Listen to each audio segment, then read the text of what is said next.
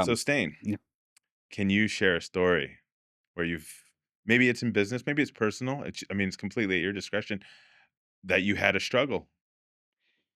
I mean, I think there's Probably a lot. yeah, I'm there's a sure. lot of I'm it, sure you have quite right? I a mean, there's a lot portfolio. of it. I mean, yeah, building a business. It's funny because I always like if you start and grow a business, I always compare it a little bit from like jumping from lily pad. Is it a lily pad? Like Yeah, jumping from a lily. frog Yeah, jumping but from Lily Pad. Yeah, but the lily pads just get like farther apart, but like your runway gets shorter to get right. It's like and you're like sort of and so it's been often, and I think it's just the nature of building something new. It's just like holding on, like just in time, yeah, right? Just holding on to the lily pad.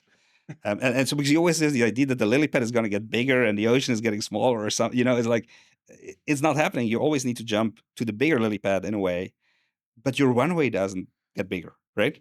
You just like you need to and then hang on to it.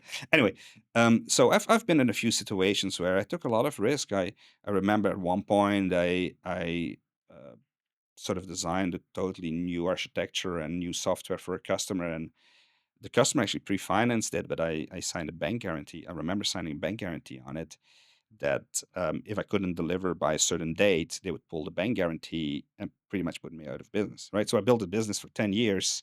I'm like jumping to the next lily pad. I'm like, okay, this customer is going to give me whatever, $1 million to build this. yeah. I'm going to take his money to design the system, and that's going to give me, a new product, etc. And then I remember very last day, um, it didn't work. It just didn't work. The system you built. Yeah, the system I built.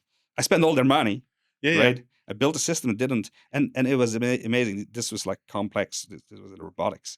Um, like it would crash like once in a random number of hours, in 6 hours, and this was mission critical stuff. And so they said, if you cannot fix it by Sunday night, we pull our bank guarantee back.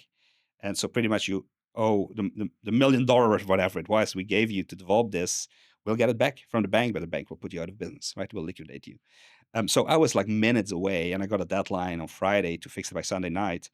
And we couldn't fix it. We couldn't fix it. And in the end, this was a hardware product. It was like a printed circuit board we bought. There was a small capacitor on it, and that was underdimensioned, and that made the software crash But you didn't figure it out until after the deadline. just before, Just before. 10 minutes before. Oh shit. Yeah, 10 minutes before. And so it's those, I mean, and I hear this from a lot of entrepreneurs, right? That you push, you push, you push, and there is these sort of situations, and Yeah, sometimes you do some ventures and you start something and you lose it all and you yeah. start over, right? It's I what it is, I right? I mean, when you're talking, especially the lily pad analogy, I feel that like Hmm. viscerally. Hmm. Like I'm just have my own experiences Hmm. while you're talking, going, Hmm. damn, I remember that, Hmm. or I still kind of feel that, you know. Yeah. And I'm sure you diving into your newest venture, you have moments like that. It's different Hmm. as you go through It's it. always Your different. Yeah. skin gets thicker, Yeah. right? They say develop thicker skin, and You get a bit more experience, yeah, right? and Yeah. you I mean, mitigate yeah. issues, but Yeah. And I think in building a business, I think this idea of an entrepreneur being a risk taker, yeah. I mean, that's not really what it is. At least not to me, right? It's sort of mitigating risk, right? You're constantly mitigating risk and getting the most of whatever of the money you raised, of your free cash flow, whatever. You're not sort of like it's not driven by risk. Right? I think by the way, that's sort of where a lot of investors and venture capitalists make a mistake that they believe as long as they invest in a risky business, it will have a return because the return comes with a risk. Uh, I I'm think not it's sure of that theory. I think they're subscribing to that whole Peter Thiel's 0 to 1, 1 Uh-huh. in 10, you know what I mean? So if you're Of taking course.